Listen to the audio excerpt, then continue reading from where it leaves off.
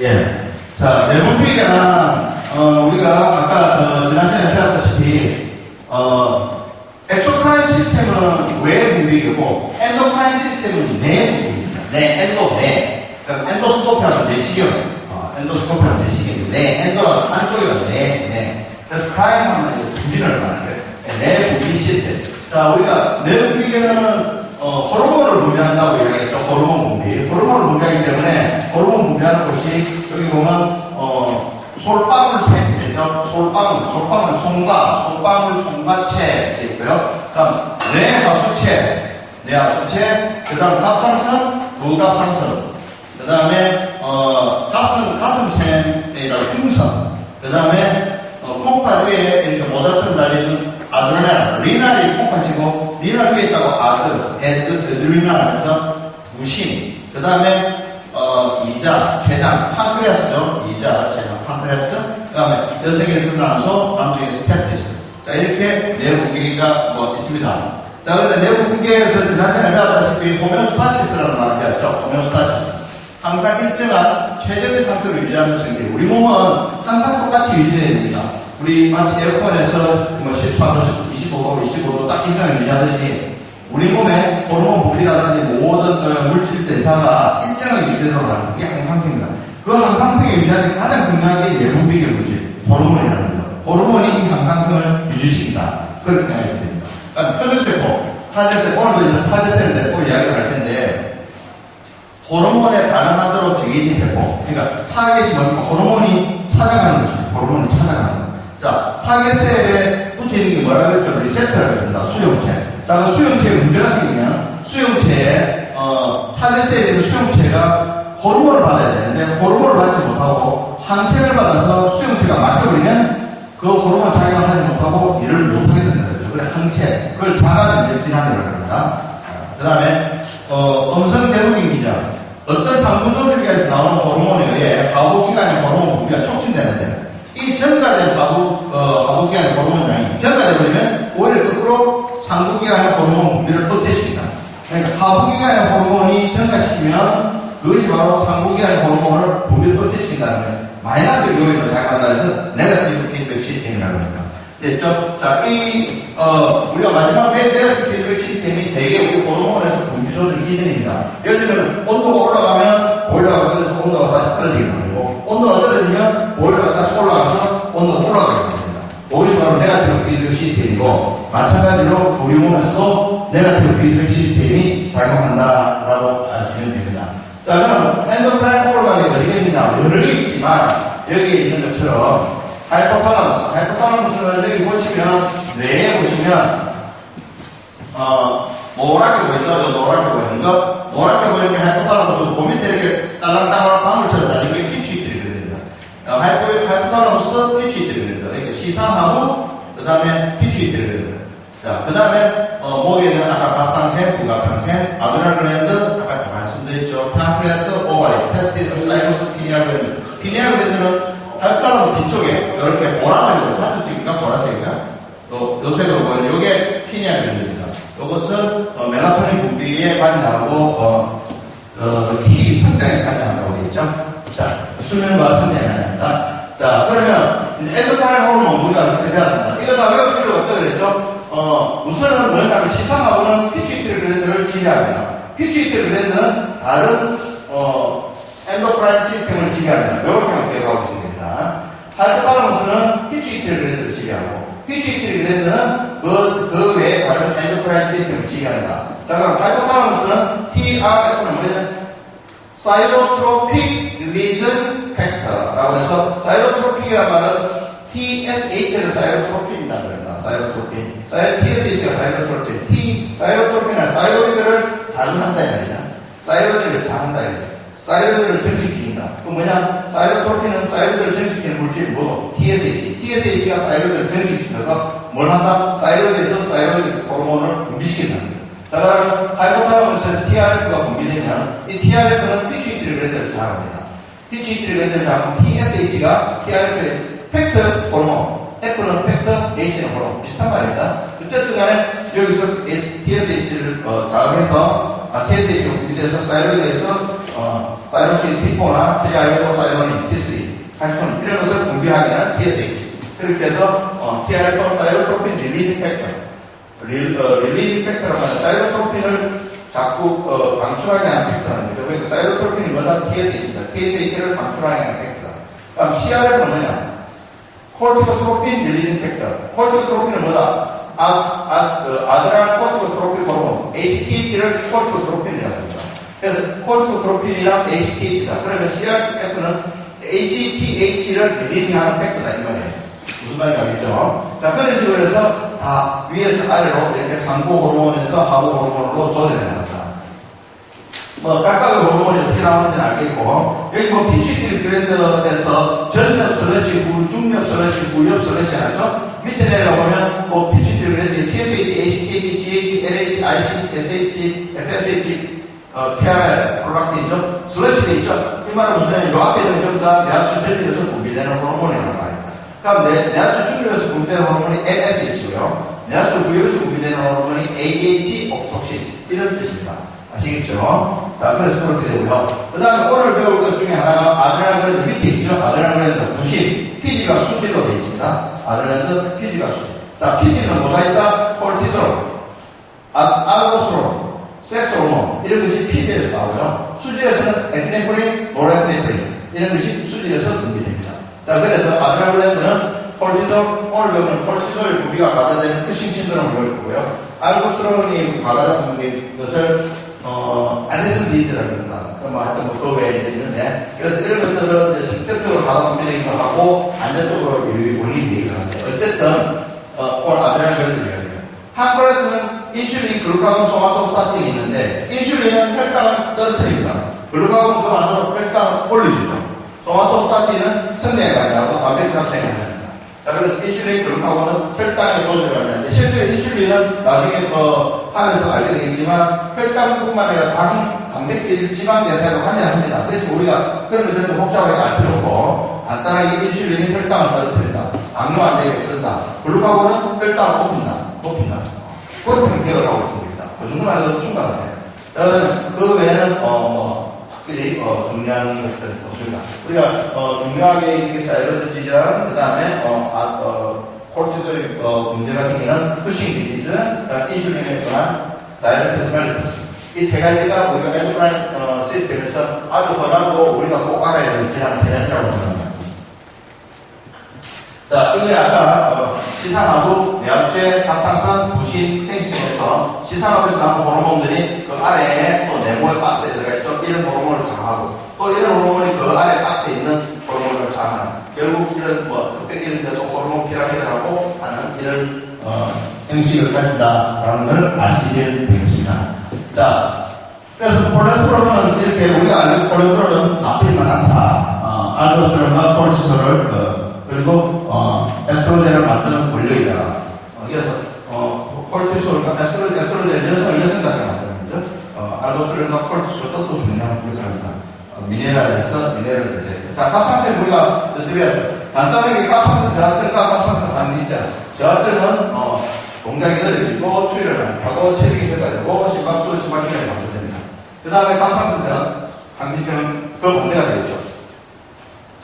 자, 갑상선 기능은 우리가 다 빼야 하기 때문에 갑상선 기능 검사가 이렇게 있다는 것을 우리 병원에서 기본적으로 TSH, T4를 하고요. 정부에서 TSH 리셉터 아까 리셉터 이야기했죠. 안티바디 나오는 거는 뭐다? 갑상선이 호르몬이 타저셀에 작용을 하려고 하는데 안티바디가 있어서 그 타저셀에 작용이 안 된다는 거예요.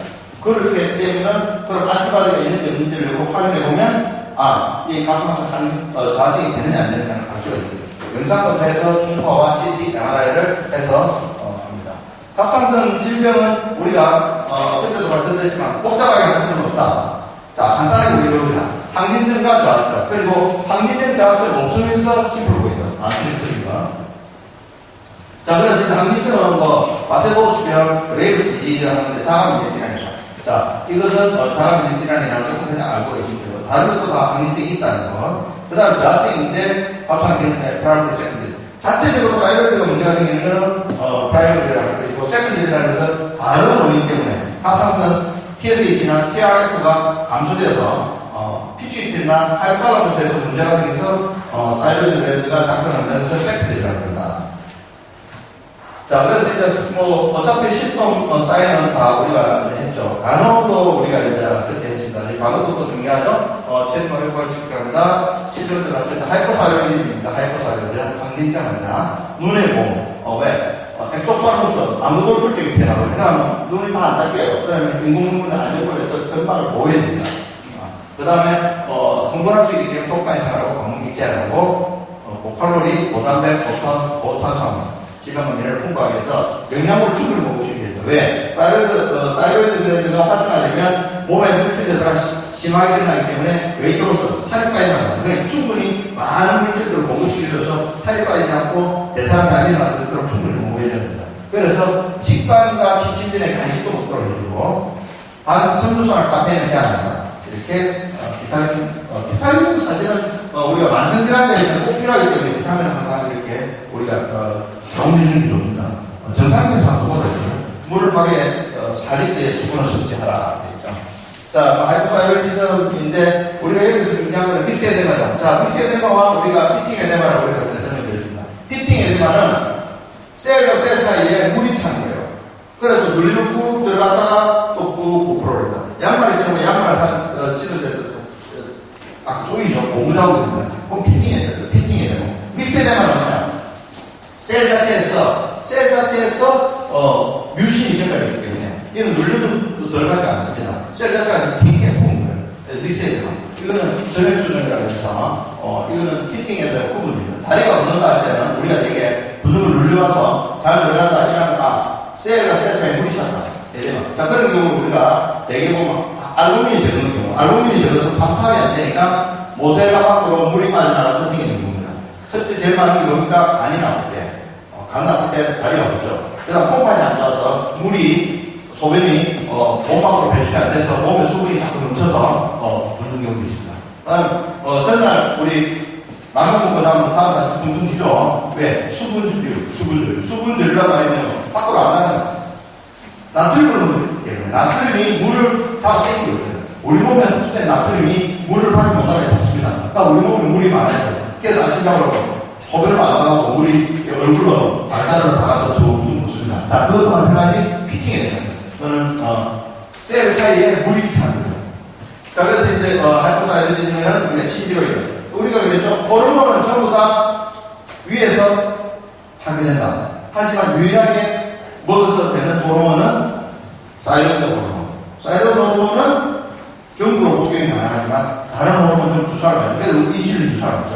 자, 그래서 호르몬은 위로 들어가면 모든 미세한 연습 하게 되기 때문에 그렇지만 사이로이드 호르몬은 파괴되지 않는다는 거. 자, 그래서 갑상선 기능질환증 이건 다 됐습니다. 항진증 자, 일단 당뇨 오늘의 하이라이트 그리고 이 책의 마지막인데 이 책이 또 마지막이자 또 하이라이트 당뇨가 있습니다. 당뇨병 다이어트 주말레토스 자, 혈액이 높은 것 제가 하는 것부터 당뇨이기 때문에 그건 나중에 이야기하려고요. 그건 사실 이 이야기가 더 중요하고 그 책은 그냥 이렇게 돌릴 때 설명 듣다 돌릴 때 좀 읽어보면서 서로 깨고 또 설명을 하도록 해주세요. 자, 당뇨병 이 설탕 요 소변에서 설탕이 나오는 겁니다. 그러니까 옛날 사람들 찍어보도 봤겠죠. 거품이 고생이니까 뭔가 찍어보니까 달다 그러면 우리 소변에서 단계 나온다. 자, 그래서 당뇨다 이렇게 병명이 간단한 거예요. 소변에서 달달하게 나온다고 다이어트에서 오줌이라는 뜻이 멜리토스 달달하다. 소변에서 달달하게 나오는 게 이 당뇨다. 줄여서 DM. 자, 그래서 이제 당뇨의 가장 문제는 뭐냐? 자, 우리가 보면 요 그림을 다 보세요.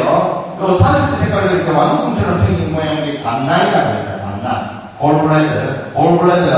골블레드의 관이 밑으로 쭉 내려오다 보면요. 여기에 이 췌장, 이자, 여기에도 관이 나오는데 이게 관이 같이 합쳐져서 여기에서 이 12지장이거든요. 여기 12지장입니다. 12장은 10자처럼 꼬그라 되는데 이 12장으로 이 관이 담낭관하고 췌장관이 다 같이 한꺼번에 대구를 합니다. 그쪽으로 나와서. 그래서 담즙도 12장으로 나오고 이자에 있는 이자액, 소화액입니다. 판크라스는 내분 비관으로 인슐린 글루카고도 분비하지만 소화액도 분비를 하거든요. 소화액을 분비하기 때문에 이 소화액 이론을 나옵니다. 자, 이거는 외분비가 아니고 왜 밖으로 혈관쪽에 나오는 게 아니기 때문에 그래서 이렇게 나오는데 자, 여기에 이렇게 뒤쪽에 딱 붙어 있습니다. 판크레스가. 자, 그러면 이제 당뇨가 생기면 뭐가 문제되냐? 당뇨의 합병증은요, 이것만 안 됩니다. 당뇨의 합병증은 뭐 때문에 생긴다? 혈관 때문에 생깁니다. 혈관 때문에 무조건 나오고. 혈관 때문에 생깁니다. 자, 한번 볼까요? 혈관, 눈, 망막, 변성, 망막, 변성, 망막 변성이 됩니다. 왜 망막 변성이냐? 눈에 있는 혈관이 막혀버려요. 당뇨가 생기면, 당뇨에는, 진짜 오래돼서, 그 물질 이름 기억을 못하겠는데, 당뇨가 오래되면 그 물질이 혈관의 벽을 두껍게 만들어서 당뇨를 하는 건 쉽게 말하면 당 성분이겠죠? 이름 기억이 내 티까지 알았는데, 이제 이게 안 되시는데, 기억이 안 나. 근데, 그 물질이 혈관벽을 갖다 두껍게 만듭니다. 혈관벽을 두껍게 만들어서 결국은 막게 해주죠. 그래서, 이런 말이 있습니다. 당뇨는 혈당 조절이 아무리 잘 돼도 혈관 변성은 반드시 온다. 오랜 기간 동안에 지나면. 자, 그렇다면, 그렇다고 해서 혈당 조절을 잘 안 하면 더 빨리 와요. 그런데 어떤 논문에는 보면 내가 공부할 때, 학생 때는, 당뇨 걸린 기간과 당뇨병의 발병과의 연관이 높다는 말도 있습니다. 어떤 부분에서는. 어쨌든 간에, 그런 거는 뭐 너무 복잡하지만 어쨌든 중요한 건 뭐냐면 이것만 하나 알면 됩니다. 당뇨병 환자에서 합병증은 무조건 혈관 때문에 온다. 자, 하나 볼까요? 눈에는 망막, 눈 망막에 망막 변성이 옵니다. 왜 변성이 오느냐? 뒤쪽에서, 신경이 나와서 이렇게, 신경도 망막도 어차피 혈관으로 먹고 산단 말이죠. 탄소와 영양분 먹고 나는데, 그 망막이 막혀버리는 거예요. 그러니까, 시신경도 그 망막 모든 것들이 다 이렇게 변성이 생기는 거예요. 그것이 바로 눈의 변성입니다. 피부도 마찬가지예요. 피부도 당뇨병 환자는 가려움증이나 이런 증이죠. 합병증입니다. 자, 소화장애, 뭐, 이런 거는 다 제일 중요한 합병증은, 혈관 합병증은 눈, 콩팥, 그 다음에 발궤양, 신경이에요. 눈, 콩팥, 발궤양, 신경. 자, 우리가 당뇨병성 신경병증, 다이어트 뉴로패시, 뒤에 환자들은 발끝이나 손끝이 저림을 많이 호소합니다. 그것도 신경이 왜 그러냐? 신경 자체의 손상도 분명히 있습니다만, 신경으로 가는 혈관이 손상을 입어서 그 신경이 문제가 일어나는 거죠. 그 다음에 발궤양도 마찬가지죠. 조그만 상처라도 안 났을까? 왜? 그 작은 말초 혈관이 막혀있기 때문에 조금만 다쳐버리면 그 주변은 혈관까지 다치고 결국 그 스킨 네크로시스, 배사고, 그래서 이 절단까지 합니다. 자르면요, 자른 자리에서 또 피부가 죽기 시작합니다. 왜? 그것도 또 혈관이 잘 안 통해요. 그럼 또 더 자르고 결국 무릎 밑에가 있지 않습니다. 그러게 해야지만 끝이 납니다. 뭐, 성혈병도 당연히 혈액순환에 문제가 있겠죠? 그 다음에 콩팥도 마찬가지입니다. 콩팥에도 혈관이 작은 모세혈관, 그러니까 콩팥에는 사구체가 있죠. 그 사구체가 막히는 거예요. 사구체가 막히니까 이렇게 콩팥 기능을 못하죠. 당뇨병에서 콩팥이 나빠져서 결국은 콩팥 부전증을 거죠. 자, 다 모든 것이 콩팥하고 연관이 다 있습니다. 혈관하고. 그래서 눈, 제일 흔하게 눈, 콩팥, 궤양, 신경입니다. 우리, 외래에서 흔히 볼 수 있는 것들. 이것들이 전부 다 혈관 때문에 온다. 라는 것을 알고 계시고, 혈관에는 당 조절이 잘 돼야지만이 혈관이 항상 잘 유지되고 있고, 그렇게 해야지 오래, 그 혈관이, 손상을 입지 않는다. 그래서 이런 합병증이 적게 온다. 그렇게 알고 계시면 됩니다. 아까 얘기했지만, 논란의 소리는 있지만, 당 조절과 상관없이 합병증이 뜨는 게 아니라 온다고 되어 있습니다만, 어쨌든 간에, 그렇게 알고 계시는 게 좋을 것 같아요. 자, 당뇨병의 종류를 알면 치료가 알려집니다.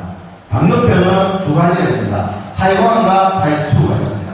타입 1과 타입 2. 요건 1이니까 작죠? 어린이는 게 잘생깁니다. 1 작다, 2 작다. 나이 든 사람 타입 1입니다. 딱 그런 건 아니지만 일단은 그렇게 읽어 계십니다. 타입 1은 IDDM. 요건 적죠?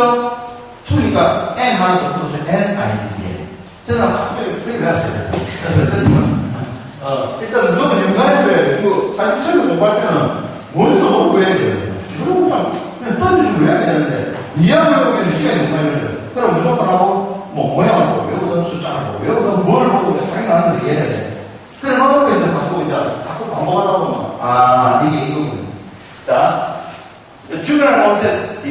주변을 의의 연소기에서 생기는 다이어베티스 멜리투스다. IDDM은 뭐냐면 인슐린 디펜던트 다이어베티스 멜리투스. 인슐린이 꺼져서 난 NIDDM은 비인슐린 꺼져서. 자, 이게 무슨 말이냐? 의존성이란 무슨 말이냐? 인슐린 의존성 다이어베티스 멜리투스란 말은 인슐린을 투여하면 좋아진다는 뜻이에요. 인슐린이 잘못된다는 뜻이에요. 디펜던트. 인슐린에 종속된다는 뜻이에요. 난 NIDDM은 뭐냐? 인슐린이 종속되어 있지 않대. 인슐린이 종속되어 있지 않는. 그러니까 인슐린 투여하고 상관없다. 치료가. 자, 그래서 치료가 달라야 됩니다. 자, 췌장의 베타세포에서 인슐린이 분비가 됩니다. 베타 아일리스라고 합니다. 아일랜드는 섬인데 아일리스는 작은 섬을 아일리스라고 합니다. 일단 플레이트는 이 접시인데 플레이트의 쪼가리를 밑이라고 했거든요. 그 피글릿 만화에 피글릿 나오는 피글릿 그 작은 페이지를 피글릿을 큰 페이지는 피글릿 하는 말은 리트 들어가면 이게 작다는 뜻이에요. 피글릿은 작은 새끼 되는 뜻이에요. 그래서 이거 만약에 이게 베타의 세포고 베타 아일릿이라고 해요. 세포성 아일릿. 스펠링은 아이슬릿이죠. ISLET 아이슬릿. 근데 S가 문금입니다. 아일릿. 베타 아일릿 세포가 가게 되어 인슐린이 생성되는 현상입니다. 자, 아일릿셀 바로 아일릿 나오네. 아일릿셀 안티바디. 아일릿셀에 안티바디가 있다고요. 자, 그럼 아일릿셀에 안티바디가 있어서 안티바디가 아일릿셀을 공격해서 아일릿셀을 막 파괴시키거든요. 그러니까 아일릿셀이 파괴되니까 인슐린이 분비가 안 돼서 인슐린이 분비가 안 되니까 병료가 오는 거죠. 자, 안티바디가 생기는 경우는 되게 어떻게 됩니까? 어렸을 때, 자가면 질환 자체가 어렸을 때부터 생기니까, 자기 몸에 생기니까. 그래서 주변에 어렸을 때부터 생길 수 있고, 어른에서 갑작스럽게 생길 수 있습니다. 그렇지만 어른에 좀 많이 생기거든요. 그래서 아이레스 안티바디가 있다는 걸로 봐서는 자가면역 질환이 아닌가라고 의심을 하는 거죠. 정상이 갑자기 나타나는 거예요. 왜? 가만히 있다가 안티바디 나타나는 순간 바로 혈당이 올라갑니다. 그래서 루큐드 하이포오스몰라 쇼, 고혈당성, 쇼크도 보기도 하고요. 케토시스, 케톤산 등을 일어나기도 하고 아주 급격한 합병이 생깁니다. 이 타이완. 증상도 급격하게 나타나고 갑자기 쓰러지고 급격하게 생깁니다. 자, 그 대신 타입 2 DM, NIDDM은 어떤 문제를 생깁니다. 첫째, 베타세포 인슐린의 분비가 장애 있을 수 있습니다. 서서히 장애, 서서히. 분비가 서서히 돼요. 그 다음에 인슐린 표적세포 아까도 얘기했죠. 타제셀이거든. 타제셀의 멤브레인에 리셉터가 인슐린에 대해서 저항성을 합니다. 무슨 말이냐? 인슐린이 타제셀에 가서 아니든 어디든 타제셀에 가서 자기 역할을 해야 되는데 이 타제셀에 가서 리셉터가 자기만 해도 리셉터는 안 받아들이는 거예요. 니 왔나? 눈도 끄지도 안 해요. 혈당도 안 떨어지고. 그러니까 이제 인슐린이 있는데도 불구하고 오히려 혈당이 높아져요. 자, 그럼 이런 경우는 환자는 어떻게 해요? 인슐린 수치는 정상에 전달됐어요. 오히려. 그런데도 불구하고 떨어져요. 혈당은 높아져요. 나중에 배우고 있잖아요. C페프타이드라는 것도 이제 인슐린 분비 능력을 보는데 이 C페프타이드가 정상에 전달되어 있는 거예요. 타입2는. 그런데도 불구하고 이게 혈당을 전달해요. 자, 그럼 이거는 뭐냐? 이 인슐린 자체가 지 기능을 못 한다는 거예요. 그럼 타이완의 경우는 어떻게 되죠? 인슐린 자체가 분비가 안 되기 때문에 어떻게 돼요? C페프타이드 자체가 저하되어 있을 거예요. 저하되어 있으면서 혈당이 생겨요. 자, 그래서 검사를 합니다. 검사를 해서 이 C페프타이드를 보고, 이것이 증가되니까 정상인데도 불구하고 혈당이 증가되어 있다. 이렇게 타입 2로 있어요. 그 다음에 안티바디가 있고, 아일리스 안티바디가 보이고, C페프타이드가 저하되어 있고, 극도로 저하되어 있다. 혈당이 증가되어 있다. 이러면 타입 1입니다. 그래서 치료를 어떻게 할 것이냐? 한쪽은 인슐린을 줘야 되고, 한쪽은 혈당 방어제를 줘야 됩니다. 아시겠죠? 그래서 원인을 알아야지만이 치료가 들어갑니다. 그래서 당뇨는 타입 1과 타입 2가 이렇게 차이가 나. 그래서 타입 2는 요즘 분하고 타입 1은 더블죠. 우리가 볼 때 대부분 타입 2 다이어베티스입니다. 그래서 오랄 하이포글라이세믹 에이전트, 오랄, 경구, 하이포글라이세믹, 혈당 강화제 에이전트. 자, 그래서 우리가 경구 인슐린 약을 먹는 게 왜냐면 타입 2가 나갔어. 타입 1은 그냥 인슐린 주기만 됩니다. 나이 들어서 인슐린 떨어져가지고 주기도 하고요. 또 타입 2인데도 인슐린 분비장애 맞죠? 그리고 1, 베타세포 인슐린 분비장애 있죠. 자, 타입 2라도 처음에는 하이포글라이세믹 에이전트만 주다가 나중에 인슐린까지 동시 투여하는 경우도 있습니다. 당뇨환자들 중에서. 당뇨환자들은 타입 2인데도 불구하고 인슐린도 주고 경구 강화제도 먹는 환자들도 있죠. 집에서 주선하다가 약 먹고 합니다. 마찬가지로 자, 이렇게 두 가지로 나눠진다는 거 그것만 일단은 알고 계시고 자 그러면 뭐 임상 증상은 별 의미가 없습니다. 사실 뭐 여러분이 공부하면 뭐 물 많이 마시고 소변 많이 하는데 근데 이런 걸 하여튼 과거에 3폴리 해갖고 폴리딕시아, 폴리파이자, 폴리유리아 해갖고 폴리 3개 있다. 폴리카는 많다는 뜻의 딥시야. 이 갈증을 만드는 서러스티 갈증이 폴리딕시아 갈증을 많이 느끼고 폴리파이자 많이 먹고 왜? 혈당이 몸에는 혈당이 없는데 자기 몸에서도 혈당을 이용을 못해요. 당분은 혈중에서만 많이 있지 조직에는 당분이 없는 거예요. 인슐린은 어떤 역할을 하냐면 血속에 있는 당분을 글루코스를 각 조직에 보내서 영양분으로 쓰도록 해줘야 되는데 이 인슐린이 이런 능력을 발휘 못하니까 피 속에만 글루코스가 많이 있고 각 조직에는 글루코스를 받지 못해서 힘이 더 드는 거예요. 힘이 없어요. 그러니까 힘이 없으니까 내가 이 에너지가 없어서 또 먹게 되고 계속 자기 몸 계속 먹어야 돼요. 그렇지만 그거를 사용을 못하죠. 폴리유리아 유린으로 글루코스가 빠져나가니까 어떻게 되겠죠? 이 삼투압작용에서 그 다음 인슐린 작용에 의해서 미네랄의 대사 이상으로 인해서 소변이 많이 나오게 됩니다. 그래서 폴리유리아 결국 폴리딕시아, 폴리파이자, 폴리유리아는 당뇨에서의 임상증상인데 그것보다 더 중요한 것은 밑에 있죠. 혈당으로 자 임상증상 반드시 있어야 되고요. 또 있게 되겠죠. 당연히. 근데 혈당으로 우리가 진단하는데 혈당이 언제 재도 200mg per 데시리터 이상이면 이게 당뇨예요. 위에 임상 증상과 혈당이 200mg per 데시리터 언제든지 밥 먹고 2시간 뒤든 밥 먹고 1시간 뒤든 밥 먹고 바로든 굶고 했던 날에 200mg 하겠다 이러면 이거 당뇨다. 그 다음에 패스팅 블러드 슈거 패스팅이란 말이 굶었다는 말이죠. 패스트 굶었을 때 공복시에 굶었다는 말이 공복시에 굶고 나서 혈당 수치가 WHO에서는 140mg per 데시리터라고 지정하고요. 미국 감염에서는 126이라고 하고 그게랑 비슷한데 어쨌든 뭐 140이라고 봅시다. 우리는 WHO 기준으로 하니까. 그래서 공복 혈당 140mg per 데시리터 이상일 때도 당뇨라고 합니다. 그러면 100 이상이 되면서 140 차이가 되면 뭐냐? 당뇨는 아닌데 당뇨 전담이라고 그러죠. 그래서 그건 글루코스 인톨러런스라고 해요. 글루코스 인톨러런스. 톨러런스란 말은 뭐냐면, 톨러런스란 말은, 견딘다는 뜻이에요. 견딘다. 톨러런스로 견딜 수 있다. 글루코스의 톨러런스는 당뇨까지는 안 가지만, 글루코스를 먹고 나면, 우리 몸에서도 글루코스를 제대로 못 견딘다. 이런 뜻이에요. 그런 뜻인데, 그 무슨 말이냐면, 한자말로는 내당능 이렇게 하는데, 그냥, 글루코스를 먹었으면, 더 먹은 것만 우리가 빨리 이게 그 몸에 흡수를 해서 뭔가 해결해줘야 되는데, 해결을 못 하는 거예요. 그래서 이 톨러런스입니다. 그러면, 패스팅 블러드 슈가가 100 이하의 경우는 정상으로 보지만 100 이상이 되면 글루코스의 톨러런스라고 하고요. 그러니까 내당능의 내당능, 톨러런스, 글루코스. 내당능의 이상이니까, 능력의 이상이니까. 그래서 글루코스 인톨러런스라고 이야기하고 140 이상 되면은 우리가 당뇨라고 합니다.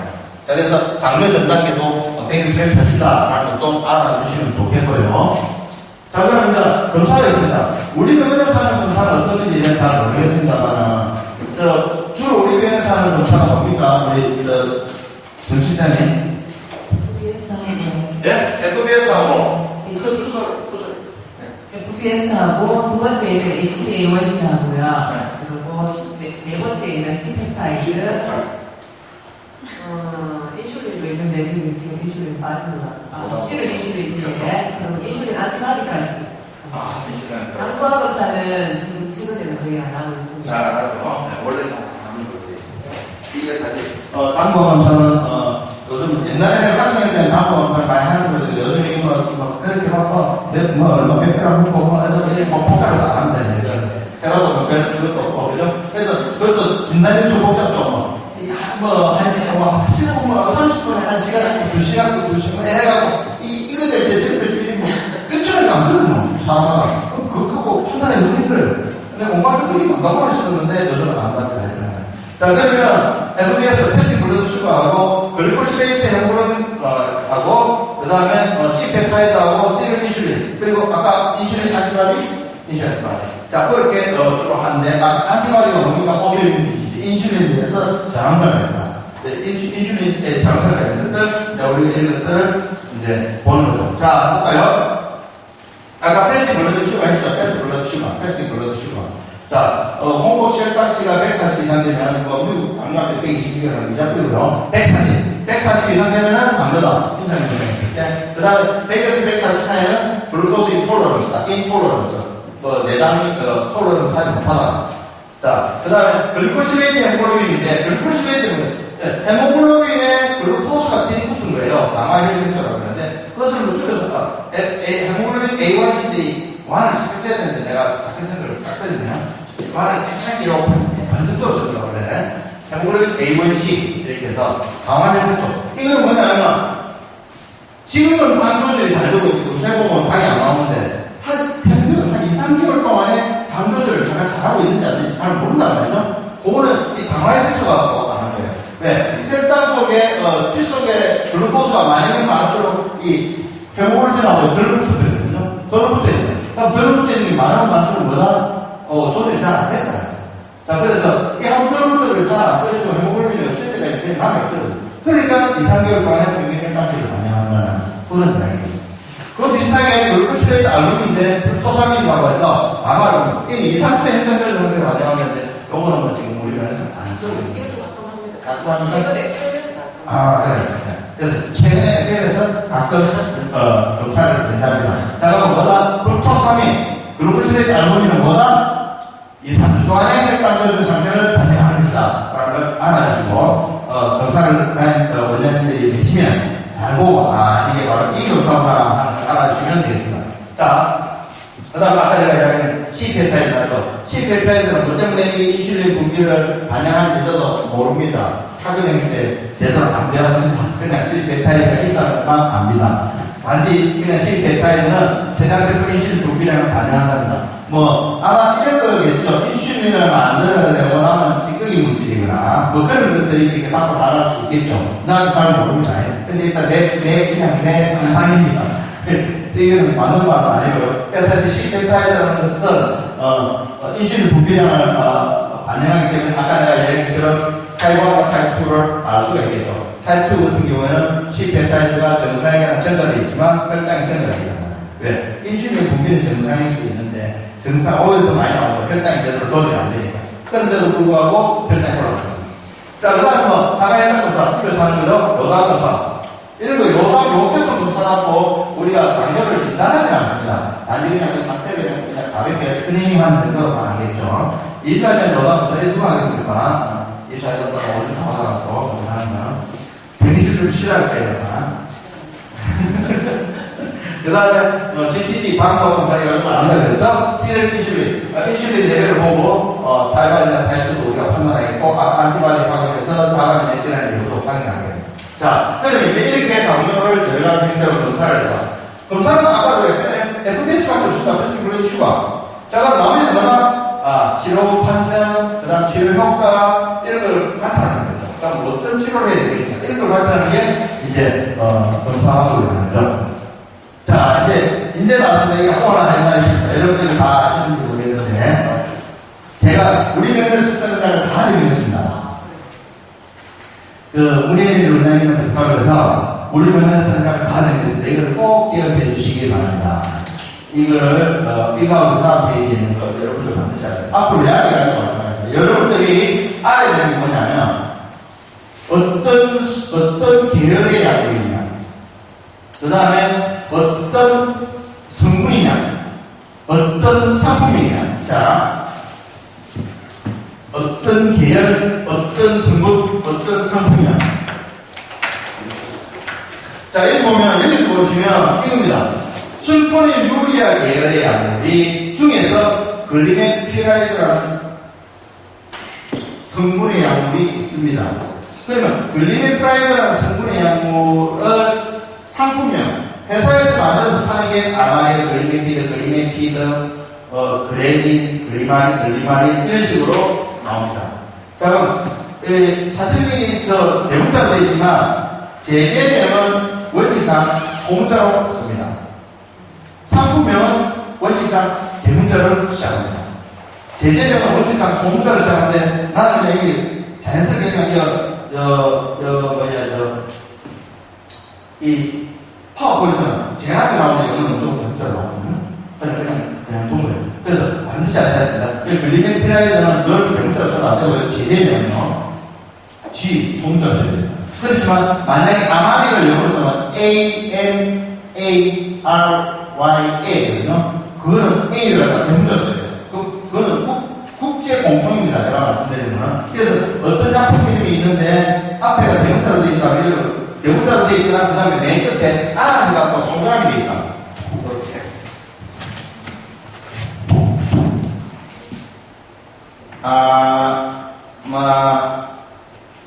이 갖고 이렇게 돼서 요거는 상품명입니다. 상품명. 제재명이 아닙니다. 자, 내가 왜 이야기하냐면 의사들을 대부분 다 알고 있지만 의사 외에 다른 사람들은 잘 개념이 없는 게 말입니다. 우리가 약을 알면 계를 알아야 되고요, 제재를 알아야 되고 상품명을 알아야 됩니다. 그 세 가지 다 알아야 돼요. 그래야지 이 약에 대해서 정확하게 알고 환자한테 설명도 하고 이야기해야 됩니다. 자, 그리고 기본적으로 알면 나중에 무슨 약이 잘 몰라도 이름만 들어도 되게 압니다. 자, 한번 보세요. 약을 질 때 머리 복잡하기 때문에 제재명을 따라서 짓는 경우가 많습니다. 자, 보세요. 글리메피라이드, 글리마린. 자, 그렇죠.